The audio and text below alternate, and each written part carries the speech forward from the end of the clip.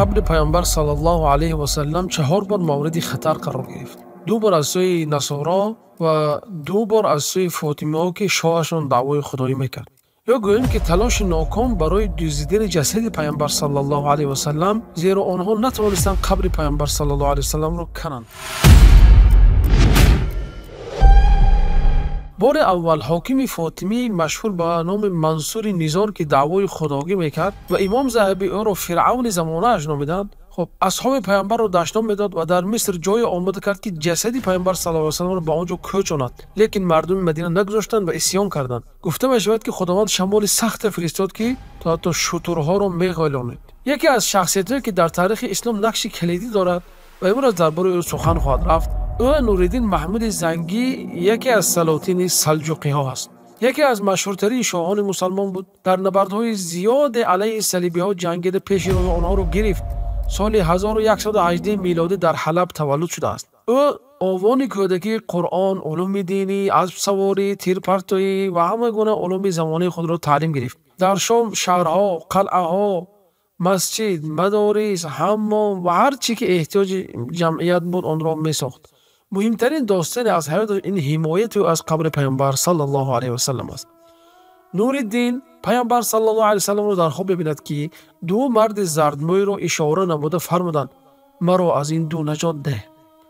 نورالدین دهشت زده بیدار شد، وضو گرفت، نماز خواند، باز خواب رفت. باز همین خواب را تکرارا دید. پیامبر از او کمک می‌خواستند. بار سوم نیز خواب را دید. درک کرد که یگان گپی هست. وزیر نیکی داشت. به او خواب را قصه کرد. وزیر گفت چرا نشسته ای؟ همین حالا به مدینه رو، لیکن خواب را به کسی نگو. همراهی وزیر به مدینه رهسپار شد. وقتی به شهر رسیدند، وزیر گفت سلطان به نیت زیارت قبر پیامبر صلی الله علیه و سلم آمده است و همراهش مال و بایگری زیادی آورده، میخواهد به اهل مدینه تقسیم کند. دستور شد تا نام همه باشندگان شهر را رویخط کنند.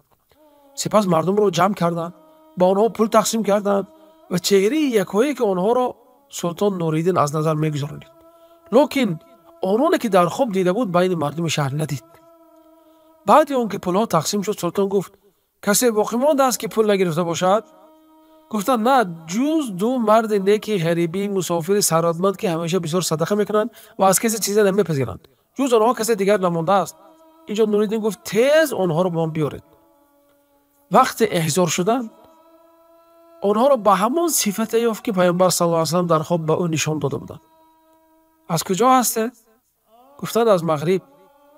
برای حج آمده بودیم. سپس همسایگی و پیامبر را اختیار کردیم. سلطان گفت راستش را گویید. آنها اصرار داشتند که جز این دیگر مقصدی ندارند، جز همسایگی با پیامبر دیگر مقصدی ندارند. سپس سلطان پرسید منزل اینها کجاست؟ گفته شد که در کاروانسرای نزدیکی حجره شریف پیامبر صلی الله علیه و سلم است. مردم آنها را تعریف میکردند که آدمان خوب هستند و همیشه نماز و روزه می‌دارند و زیارت بقیع میروند و صدقه زیاد میکنند. سلطان همراه آنها به منزلشان رفت، کفت و حصیری را برداشت که زیر آن تهخانه داشت که به سوی حجره پیامبر علیه السلام تمام میشد. مردم این را دیده دهشت زده شدند. نورالدین آنها را زد. آنها اعتراف کردند که نصرانی هستند و همراه حاجی‌های مراکو به حج فرستاده شده‌اند از طرف نصرانی‌های اسپانیا و با آنها مال زیادی داده شده است تا جسد پیامبر را دزدند. شبانه تهخانه را می‌کفتند و یکی از آنها سمکه چرمی داشت که خاک را در آن گرفته برده در قبرستان بقیع پهن میکرد. چند ماه این کار را دوام دادند. وقتی به حجره نزدیک شدند، آسمان رعد و برق میکرد. تندباد سختی وزید و سلطان صبح همان روز وارد مدینه شد.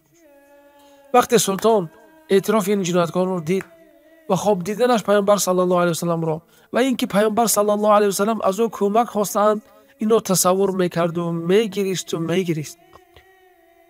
دستور داد تا آن 2 را اعدام کردند. خب و دستور داد تا اطراف حجره خندق کافته شود و سرب را آب کرده آن خندق را پر کردند. به همین اطراف حجره پیامبر صلی الله علیه و سلم دیوار از سرب شد که در آمدگاهی ندارد. خداوند سلطان نورالدین محمود زنگی را رحمت و مغفرت کند.